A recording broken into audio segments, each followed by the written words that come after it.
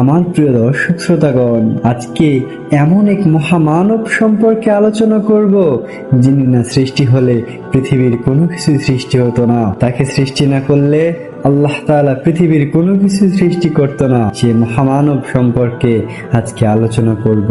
হযরত মুহাম্মদ সাল্লাল্লাহু আলাইহি ওয়াসাল্লাম পৃথিবীর শ্রেষ্ঠ মহামানব, পৃথিবীর শ্রেষ্ঠ নবী। তিনি যখন মায়ের গর্ভে অবস্থায় ছিলেন তার অনেক অলৌকিক মুআজিজা প্রকাশ পেয়েছিল, যা শুনলে আপনার হৃদয় কেঁপে উঠবে, মন ভরে যাবে আল্লাহর ভালোবাসায়, ঈমান ভরপুর হবে এবং আল্লাহর প্রতি বিশ্বাস আরো অটুট হবে। তো ভিডিওটি স্কিপ না করে দেখা শুরু করো আমার প্রিয় দর্শক শ্রোতাগণ।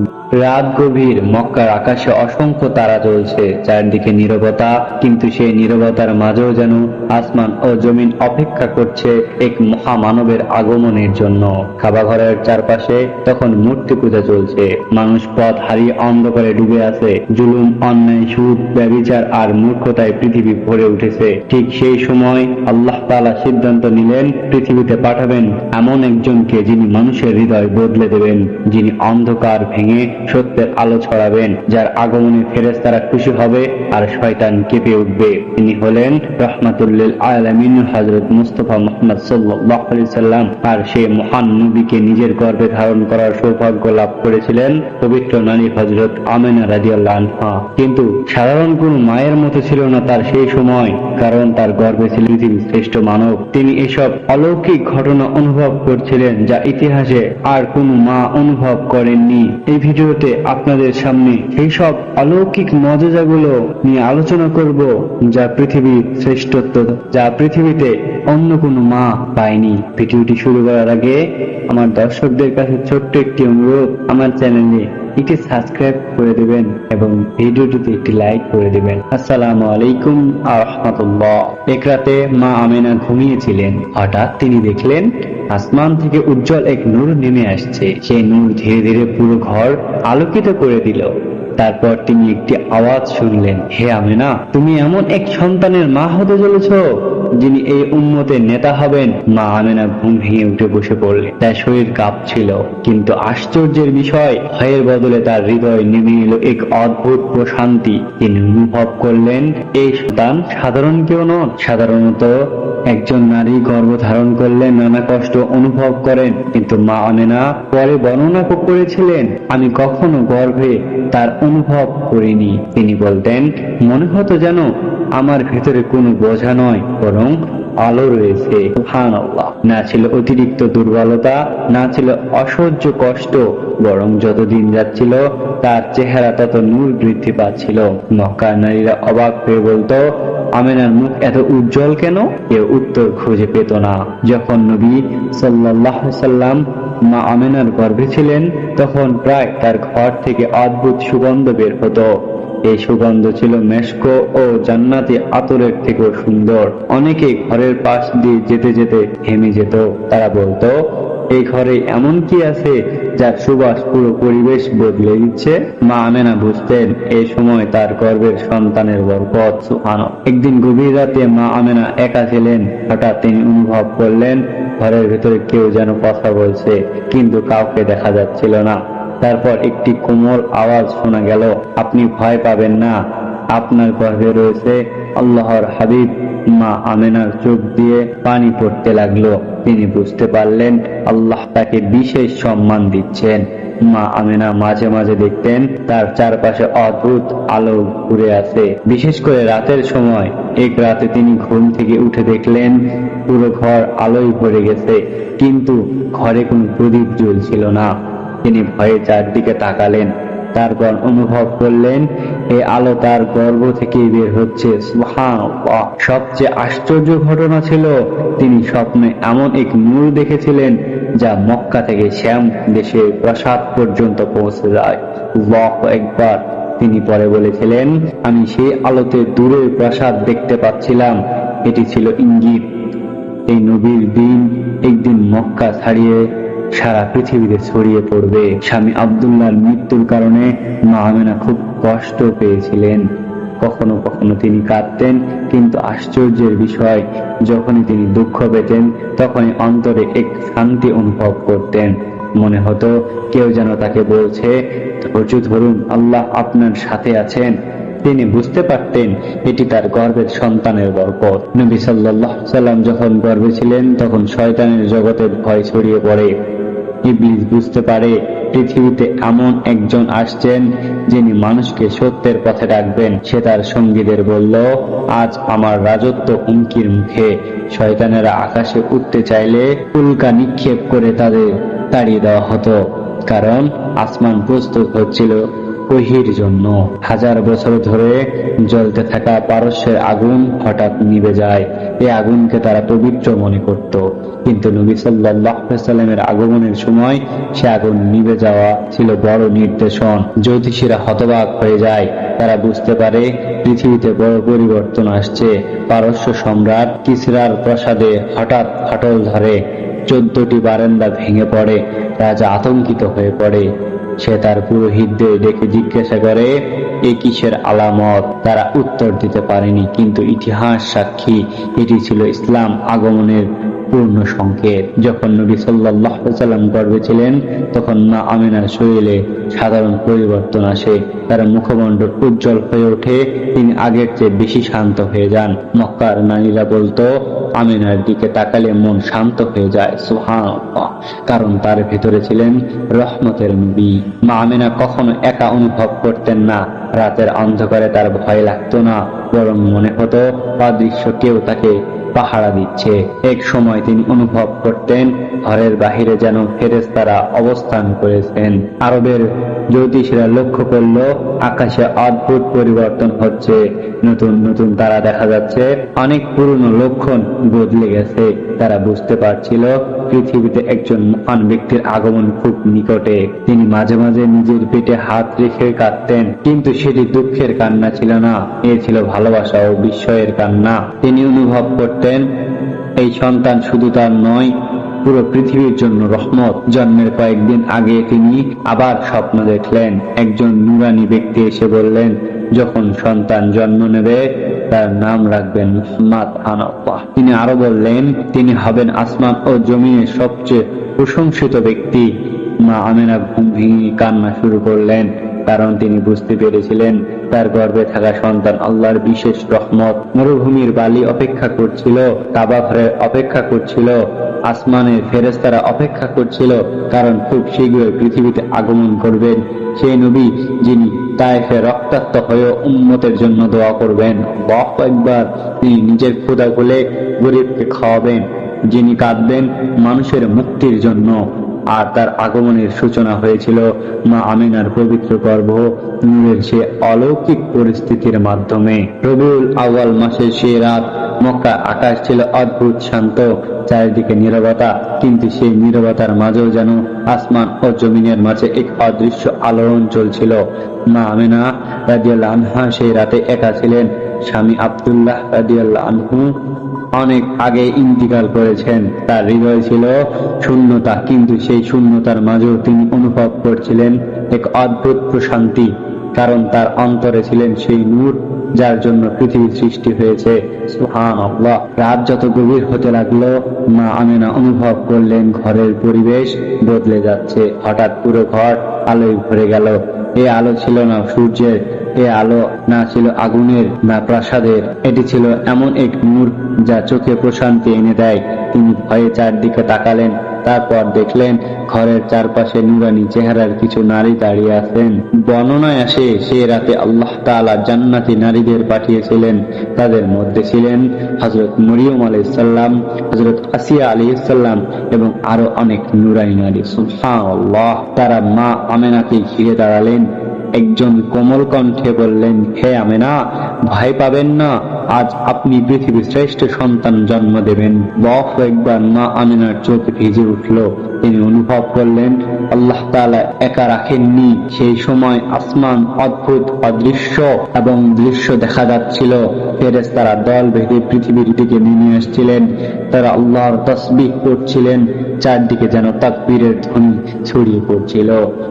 আল্লাহু আকবার, আল্লাহু আকবার। মক্কার মানুষ তখন ঘুমিয়েছিল, কিন্তু আসমান যেন আনন্দে জেগে উঠেছিল।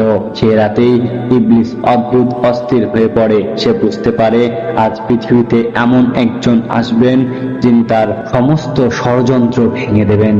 সে আকাশে ওঠার চেষ্টা করলো, কিন্তু উল্কা নিক্ষেপ করে তাকে তাড়িয়ে দেওয়া হলো। ইবলিস চিৎকার করে উঠল, আজ আমার সবচেয়ে বড় শত্রু পৃথিবীতে আসছে। তার সঙ্গীরা আতঙ্কিত হয়ে পড়ল। অবশেষে সেই মহামানিত মুহূর্ত এসে গেল। মা আমিনা অনুভব করলেন তার চারপাশে আলো আরো উজ্জ্বল হয়ে উঠছে। তারপর পৃথিবীতে আগমন করলেন হযরত মুহাম্মদ মুস্তাফা সাল্লাল্লাহু আলাইহি ওয়াসাল্লাম। কিন্তু তার জন্ম ছিল সম্পূর্ণ অলৌকিক। তিনি জন্মের পরই সিজদার ভঙ্গিতে মাথা নত করবে। তারপর আকাশের দিকে তাকান, মা আমিনা বিস্ময়ে কেঁপে উঠলেন। তিনি এমন দৃশ্য কখনো কল্পনাও করেননি। নবী সাল্লাল্লাহু আলাইহি ওয়াসাল্লাম এক শরীর ছিল অত্যন্ত পরিষ্কার ও সুগন্ধিময়। তার শরীর থেকে এমন সুবাস বের হচ্ছিল যা মিশকের থেকে উত্তম। মা আমেনা তাকে কোলে নিতেই অনুভব করলেন তার হৃদয়ের সব দুঃখ দূর হয়ে গেল। তিনি শুধু তাকায়ে রইলেন সেই নূরময় শিশুর দিকে। সেই মুহূর্তে মা আমেনা আবার সেই আলো দেখলেন। তিনি দেখলেন মক্কা থেকে বহু দূরের শ্যাম দেশের প্রাসাদ পর্যন্ত সেই দূর পৌঁছে গেছে এই নূর। প্রাসাদগুলো ঝলমল করছে, এটি ছিল ভবিষ্যতের ইঙ্গিত। একদিন ইসলাম মক্কা ছাড়িয়ে শ্যাম, পারস্য, রোম সব জায়গায় পৌঁছে যাবে।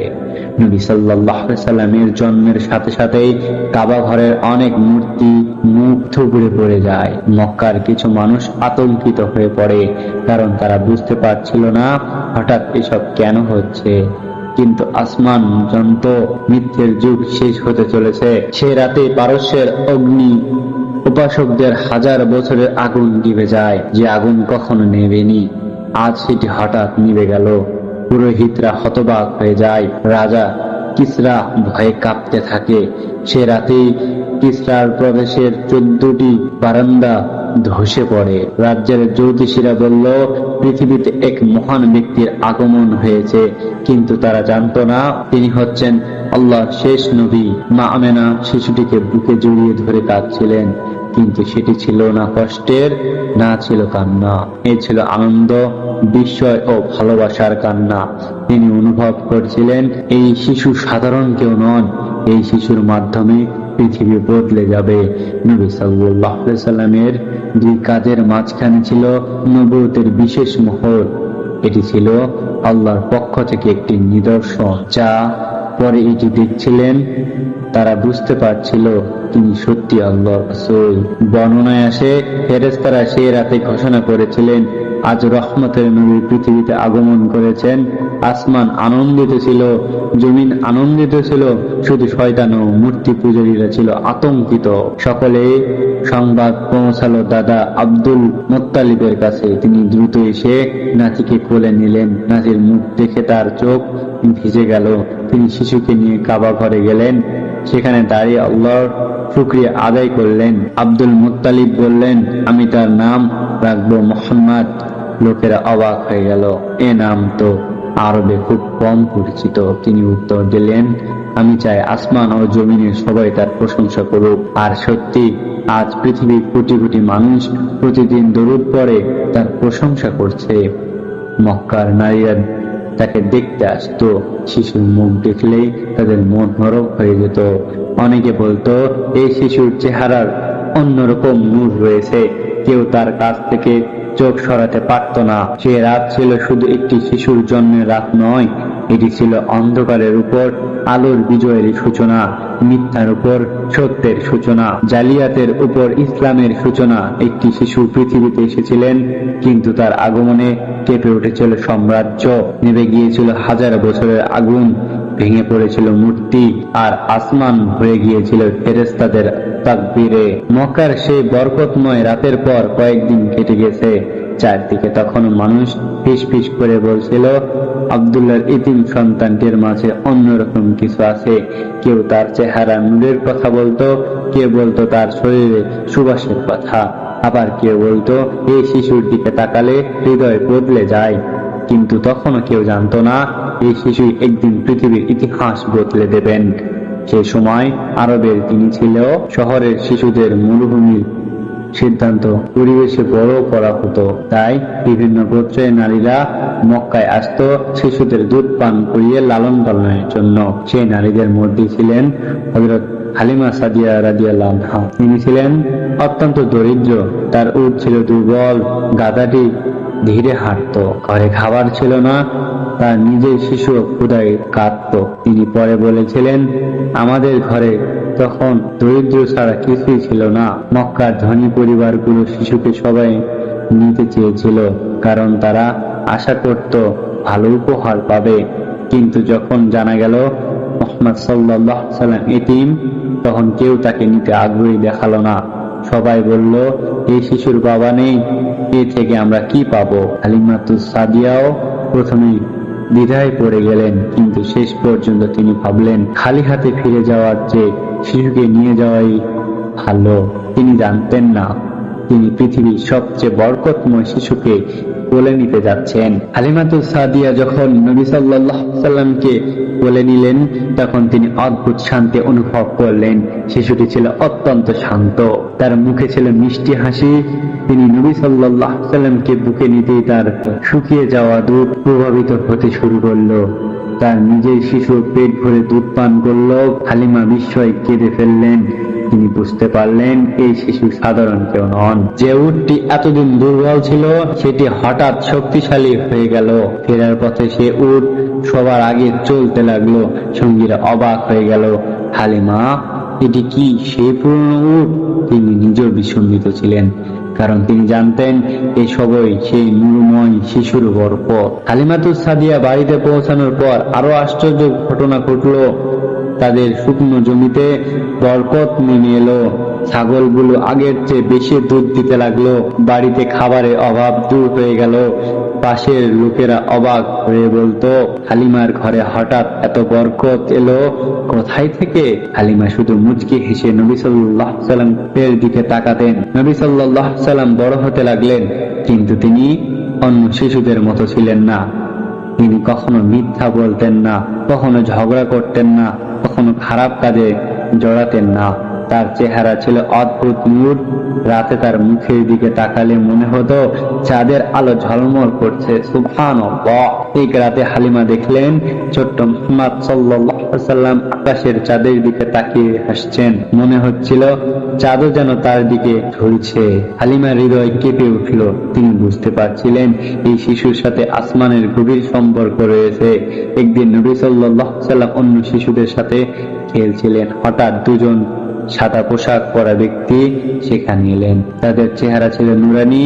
তারা নবী সাল্লাল্লাহু আলাইহি সাল্লামকে আলতো করে শুইয়ে দিলেন, তারপর তার বুক খুললেন। অন্য শিশুরা ভয়ে দৌড় দিয়ে হালিমাকে খবর দিল, মুহাম্মদকে দুজন লোক নিয়ে গেছে। হালিমা তো সাদিয়া তার স্বামী দৌড় এলেন। তারা এসে দেখলেন নবী সাল্লাল্লাহু আলাইহি সাল্লাম শান্তভাবে দাঁড়িয়ে আছেন, তার মুখে কোনো ভয় নেই। পরে জানা গেল এরা ছিলেন ফেরেশতা জিবরাইল আলাইহিস সালাম ও তার সঙ্গী। তারা নবী সাল্লাল্লাহু আলাইহি সাল্লামের বুক খুলে হৃদয় বের করেন, তারপর হৃদয় থেকে একটি কালো অংশ বের করে ফেলেন এবং বলেন এটি শয়তানের অংশ।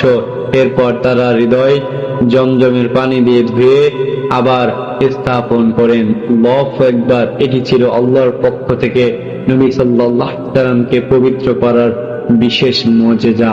এই ঘটনার পর হালিমা ভয় পেয়ে গেলেন। তিনি ভাবলেন এই শিশুর নিশ্চয় বড় কোনো রহস্য আছে।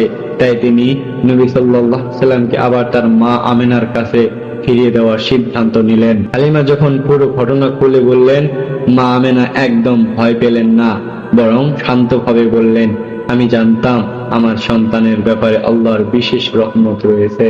তারপর তিনি গর্ভস্থর সেই অলৌকিক ঘটনাগুলো স্মরণ করালেন।